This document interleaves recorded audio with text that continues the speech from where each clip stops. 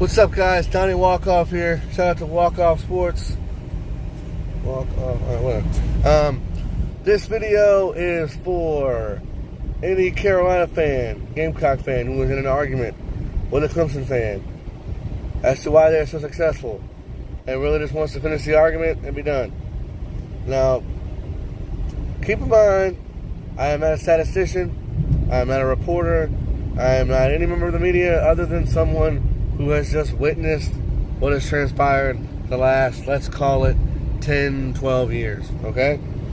Now, that being said, if you want to call me a homer for this video, fine, but, you know, what I'm hoping to gain is at least neutral people can at least take note of some of these things and recognize them as they have transpired and not for anything else.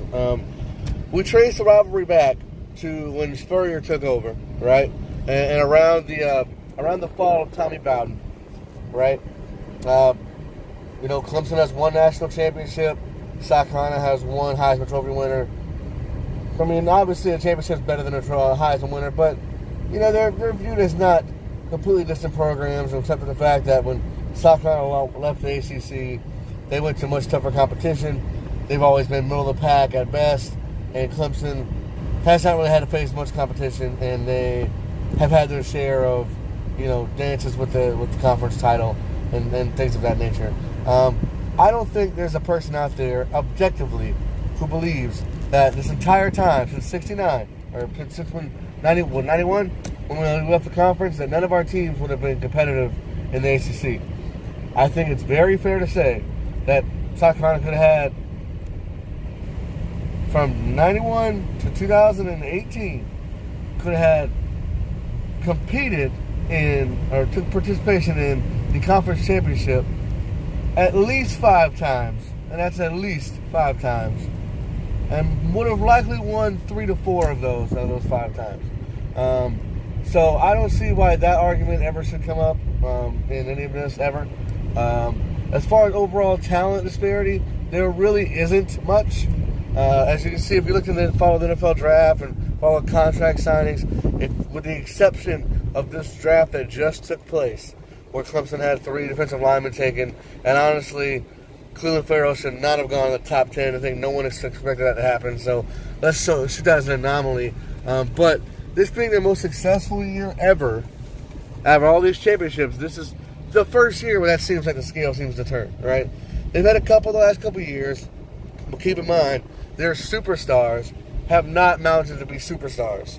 I think they had old boy defensive tackle Grady, what's his name, from the Falcons. He's done pretty well for himself. Deshaun Watson has done really well, but not this all-star Michael Jordan level that Dabo claimed that he was. Andre Ellington fizzled out. Mackenzie Alexander is meh. Sammy Watkins is nowhere near what they thought it would be. And DeAndre Hopkins is a really, really good receiver. Elite receiver. But other than that, I can't think of a slew throughout this whole time period of all their success that they've put in the NFL. We compare that to a South Carolina team in the last 10 years that's gone through, you know, the interim head coach with Spurrier leaving. They've never won more than 11 games, never been to a conference championship, and they put in Alshon Jeffrey, Stephon Gilmore. You know, Mike Davis gets a $15 million contract. Melvin Ingram, Jadeveon Clowney, you know, DJ Swearinger.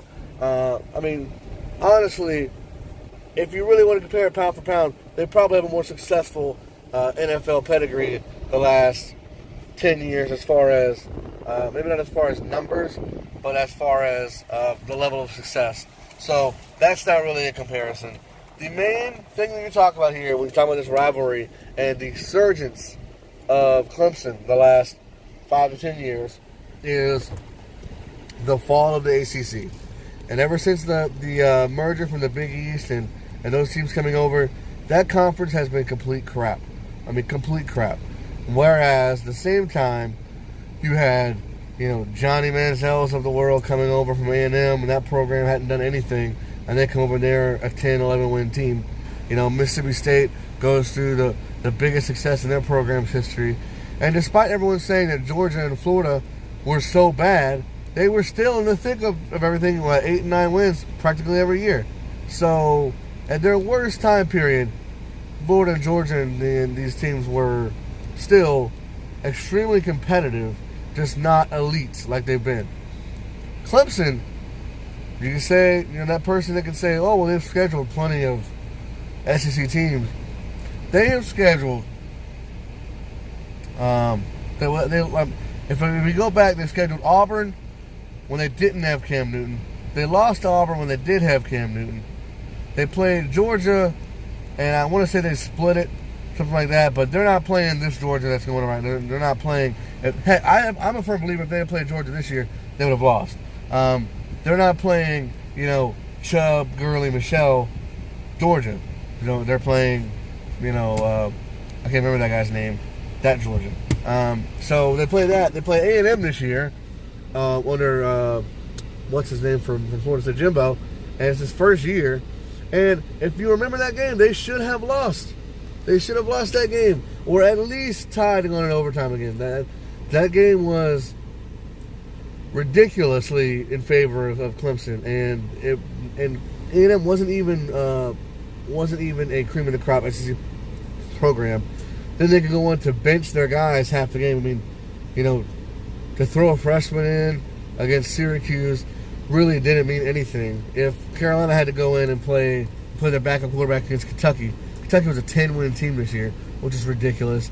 I mean, the bad teams, if you want to name them in the conference, the bad teams, and I mean bad like bowl game barely is the best possible scenario.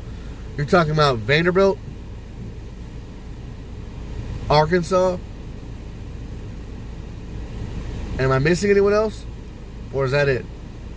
Is that it? I'm pretty sure that's it. You go to Clemson's schedule, oh my God. They played Pittsburgh in the freaking conference championship. I mean, Boston College, you can call them a decent team, and they're not a horrible team, but they are nowhere near competitive. They've never had an offense in their life. I mean, was it, I can't remember that last dude's name. It went there, running back a few years back, that was pretty good. But it's been a while since they've been offensively able to compete with anybody. Obviously, you have Wake Forest, North Carolina schools that are garbage.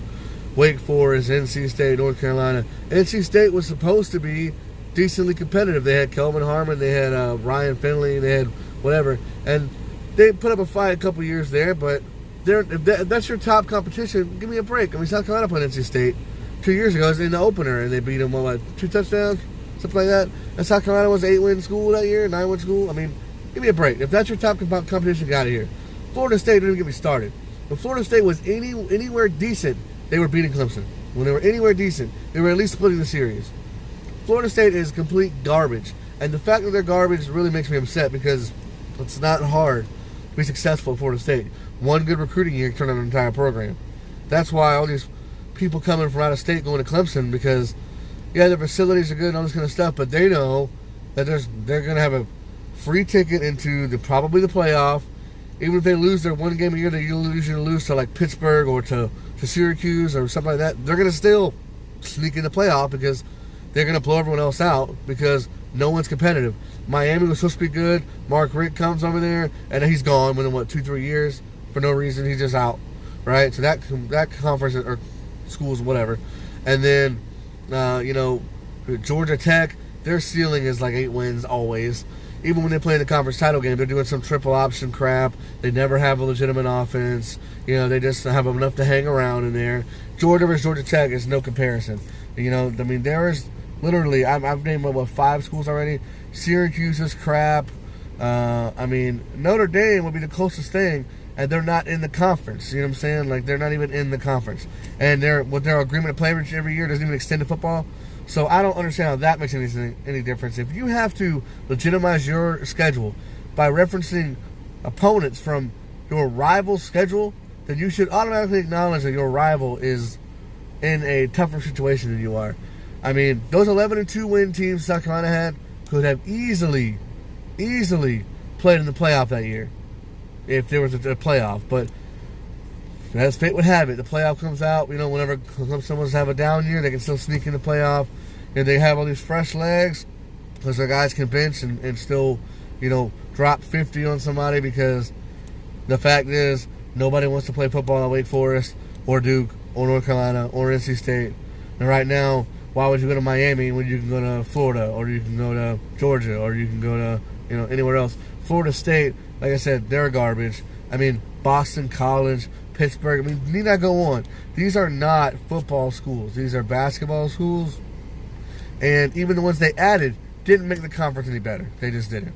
So I don't see how you can be like, if you're a Clemson fan, obviously enjoy the success you've had. And Dabo's had good success with everyone, and like enjoy that. But the fact is, defense gave up 500 yards to freaking Jake Bentley in that game. And really, if the clock hadn't been mismanaged, they'd have probably been like one score away from tying the game, realistically. And that is with the worst defense Carolina's had in forever. Forever. That defense was not only, like 5 freshmen starting, but then the other guys were backups because they were hurt. So, I mean, if you don't remember that, you need to remember, go back and think about that, because that defense was completely horrible. You know what I mean? Like, they could have ran any offense and consistently moved the chains and had them on the field the whole time. Whereas we're going down there, chunk play. And apparently, all of a sudden, when they can rest so many people, they can go into, like I said, a playoff game with no one. Versus Alabama has to play week in, week out. Like at A&M, at Ole Miss, against Mississippi State, against LSU, against, Georgia, against Florida, in the conference, against Auburn, in the championship game, against this or that. And then to go right into a playoff game against one of the top schools. And you have to have depth all the time. And you have to have that depth ready to play with experience. I just don't understand how anyone in their right mind can see that those two things happen. If we take the trajectory of those two schools, right, they're about equally ascending during the Spurrier era until Spurrier backs out. That's literally, they're both winning 11 games a year. Only difference is Clemson's getting to a BCS game, or they're going to a conference championship, and Carolina went to 1. And like I said, they're both winning 11 games, and Carolina's beating them every year when it comes to head-to-head. And then once Spurrier leaves, that trajectory changes, because instead of 11 games a year, they're now winning 12 games a year, and 12 games a year gets you into the national title picture. That's the only difference. Once those recruits, that was a really good class that year, if you don't remember. Go back and look. It was a really good class. Once, 9 or 10 guys decommitted from that class when Spurrier left, that was the start of, hey, this peak is going to have to take a huge fall down and rebuild. And during that time period, there was not a comparison with facilities like there is now. There's not a comparison with a lot of these things. Incoming call. Press Uconnect phone button to answer. Sorry, guys. So, anyways, hopefully you got something from this video. If you didn't, it's because you're probably a jerk. No, I'm just kidding. Follow me at ZJC's Dad. I'm going to post some more of these videos, guys. If you like them, obviously hit subscribe. If not, hey, leave me some feedback. Let me know what's going on with it. Let me know why you don't like it. Later, guys. Donnie Walkoff.